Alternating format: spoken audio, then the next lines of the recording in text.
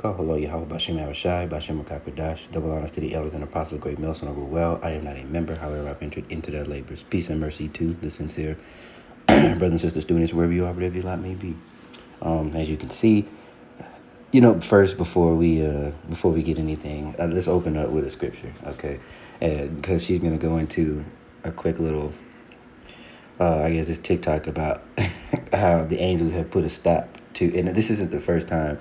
There's documented evidence how hard it is to find now as opposed to 6 years ago, almost impossible.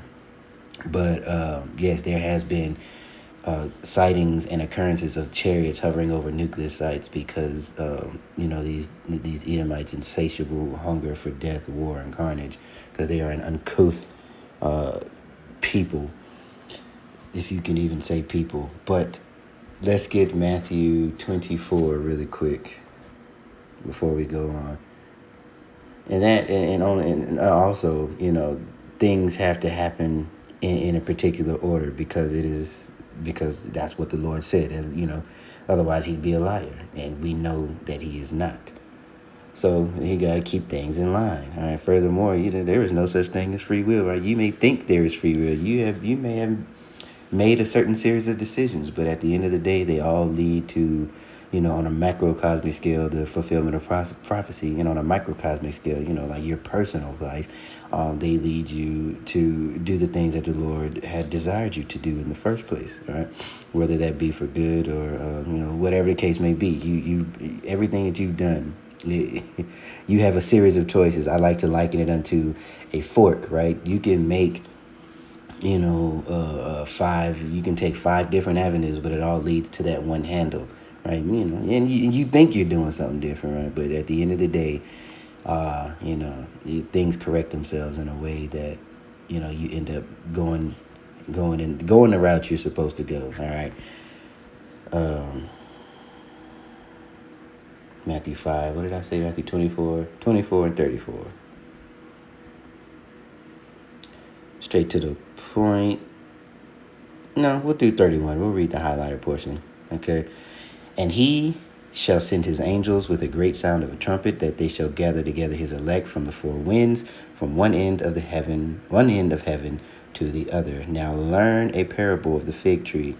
When his branch is yet tender and putteth forth leaves, ye know that summer is nigh. So likewise ye, when ye shall see all these things, know that it is near, even at the doors. Verily I say unto you, this generation shall not pass till all the things be fulfilled. Right? Everything has to be fulfilled. Heaven and earth shall pass away, but my word shall not pass away. All right. And the scriptures mention a lot about angels, and we'll just get a couple of examples, couple of precepts. All right. She thinks that they're all peace, and they are until they're not. Okay. Until the Lord gives that signal. And then, after that is go time.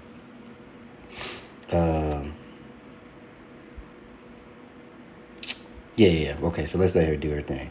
CIA.gov documents, I've come to the conclusion that we are extremely lucky that we have peaceful aliens or extraterrestrial or terrestrial. We're not sure what they are, but they're peaceful, because if they weren't peaceful, we would be super screwed. I've also found out recently.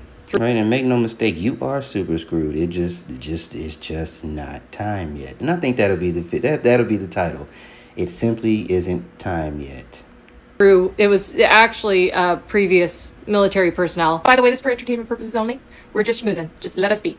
TikTok. Just entertainment. We're just talking about it. It's there. We're not saying it's true or not. It's there. Yeah, entertainment. We're talking about weird stuff. Yeah. Okay. That they have a sense of humor, which is pretty cool. Like okay, I'm going to show you a video, and this video is basically just talking about all of the times that the UAPs have come over to nuclear bases and basically switched off the nukes. When we were trying to mess with them, or when we turn them on, they just turn them off. And they've been sending this signal every single time. And the signal is 3 letters.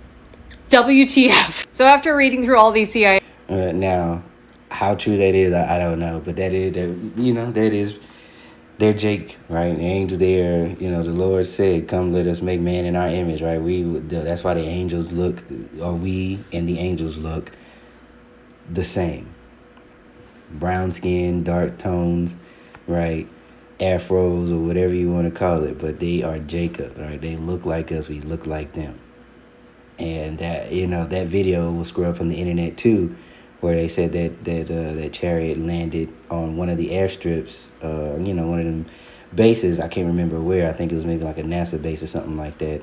And the dude said the so-called black men got off the plane with a look that just oozes confidence, and it looked as if they look like a people that have never been conquered.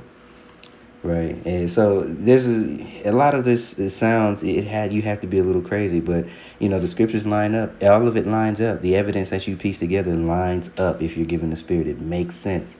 All right, but faith is the things hoped for but not seen. Right, so you're not supposed to. It's not supposed to be obvious. All right, it should seem a little far fetched. It should be tough to believe. Right, otherwise, how do you exercise faith? This is 1 Kings 22, right? Because a lot of the instances of the angels, not only that, in Tobit, the angel, and I think it's Raphael that guided Tobit on his journey, but the Book of Kings mentions quite a bit about the angels making an appearance. So let's get a couple of those, and then really that'll be it. This is 1 Kings 22, and I think. So we'll get straight to the point here. All right. Actually, no, we're going to read 20. And Yahweh said, "Who shall persuade Ahab that he may go up and fall at Ramoth Gilead?" And one said on this matter, and another said on that matter. Now, the backstory, if you have not written there, there's a council up in heaven, and the Lord is like, all right, how we going to get, we going to put a hit out on Ahab, right? Ahab got to go. But we going to, this has to be it's like a natural occurrence, basically. You just go be... he's got to come back. It's time for him to come back to the spirit world and make it happen, right? Angels are like, okay, cool. Let's have a little council. They had the council, and all right, here's how it goes. Verse 21, "And there came forth the spirit and stood before the Lord and said, I will persuade him. And the Lord said unto him, Wherewith? And he said, I will go forth, and I will be a lying spirit in the mouth of all his prophets. And he said, Thou shalt persuade him and prevail also. Go forth and do so." Boom. So Ahab thought he was going to win at the Battle of Gilead, and he falls, right? Boom. That's one example, right? Or how about how the Assyrians were destroyed? That's going to be in 2 Kings. 2 Kings is what I think. Oh, it's like 1920. So let's go to 2 Kings.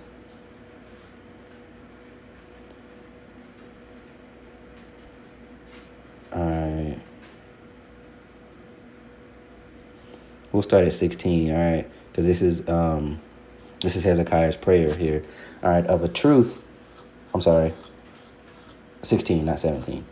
"Lord, bow down thine ear and hear. Open, Lord, thine eyes and see and hear the words of Sennacherib, which hath sent him to reproach the living power. Of a truth, Lord, the kings of Assyria have destroyed the nations and their lands, and have cast their gods into the fire.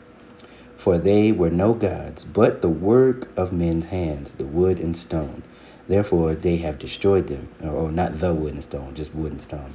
19. "Now therefore, O Yahweh power, I beseech thee, save thou us out of his hand, that all the kingdom of the earth may know that thou art the Lord power." All right, thou art Yahweh power, even thou only. And that's what people are going to see right here pretty soon here.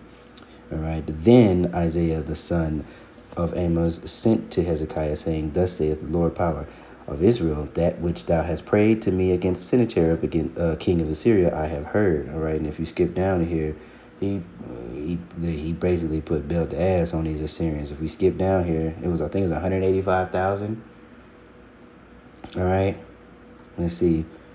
"For I will defend this city." I'm reading 34. "For mine own sake and for my servant David's sake." Remember, because he promised that he'd have a throne forever. "And it came to pass that night that the angel of the Lord went out and smote in the camp of the Assyrians 185,000. When they arose early in the morning, behold, they were all dead corpses." Shit. So 104 score is 20. So that's 2468. That's 185,000 men overnight. Yeah, it just ain't time yet, right? They peaceful for now until you know what I'm saying? Or here we go. There's when I mentioned Tobit, so if you go, if you haven't read that, you should. So I think it starts in chapter 5, and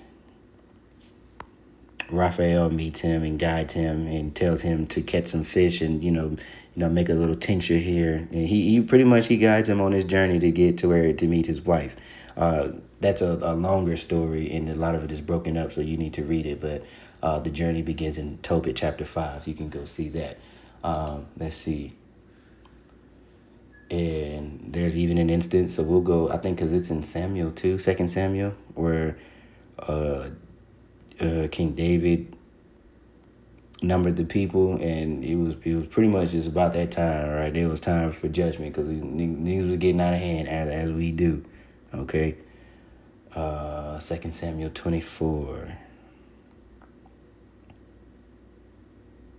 All right, so the angel of the Lord at the top was kindled. The anger of the Lord was kindled against Israel. All right, and he moved David against them to say, "Go and number the people." Now his kings and his council was like, "You know you're not supposed to do that, right?" And David was the king, so he's like, "Look, do what I told you to do," and they obliged, right? And let's skip down here. All right. Okay, so after it was done, boom, all right, and David's heart smote him. After he had numbered the people, David said unto the Lord, I have sinned greatly in that I have done, and now I beseech thee, O Lord, take away the iniquity of thy servant, for I have done very foolishly. All right, so when David woke up, or when David was up in the morning, the word of the Lord came unto the prophet Gad, David's seer, and said, Go and say unto David, Thus saith the Lord, I offer thee 3 things. Choose thee one of them, that I may do it unto thee. So Gad came to David and told him, and said unto him, Shall 7 years of famine come unto thee in thy land, or wilt thou flee 3 months before thine enemies, while they pursue thee, or that there be 3 days pestilence in the land? Now advise and see what answer I shall return unto him. This is a scary thing. Right, if you really think about it, this is why there should be a proper fear of the Lord, because God, like, you got to sit there and choose. You are the leader of a nation. You got to choose that. Sheesh. 14. And David said unto Gad, I am in great strait. Let us fall now into the hand of the Lord, for his mercies are great, and let me not fall into the hand of man. All right. Well chosen. So the Lord sent a pestilence upon Israel from the morning even to the time appointed, and there died of the people from Dan even to Beersheba 70,000 men. The angel stretched out his hand upon Jerusalem to destroy it, and the Lord repented him of all his evil, and said to the angel that destroyed the people, It is enough. So he was putting in work. And he's like, all right, okay, that's done. All right, so these angels, they go and they execute the will of the Lord, basically. There is no there is no in between, right? There is complete and total order in heaven, right? Yahweh is omnipotent. There is no battle between him and Satan. Satan does the will on the left-hand side. There is complete order. That is why the Lord's Prayer says, on earth as it is in heaven. Why? Because we are complete opposite. We are in complete disarray and disorder. And look at what it has gotten us. And of course, we had to see it. Okay, and obviously you go to Daniel 12, where it talks about, at the height, at the zenith of Jacob's trouble, that the archangel Michael shall stand and protect the children of Israel. So you have all types of instances where the angels come and execute the will of the Lord, whether it be for salvation or whether it be for complete and total annihilation.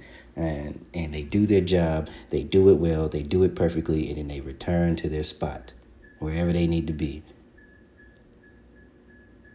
So, with that being said, I pray that you are edified. Keep praying. It's almost, we're almost there. And you're going to see some scary things, but you're also going to see some miracles as well. But, keep your integrity intact. Keep your faith strong. All right. And and remember the fear of the Most High. Remember, pray that, righteousness is the thing that you seek. Pray that that the yearning is not your own belly, or that you yearn for righteousness. You yearn to be pleasing. You learn for uprightness. You want to be under that right vibration, that proper vibration, because we are here. All right. So even if things cool down a little bit, that train is chugging along. All right. So shalom.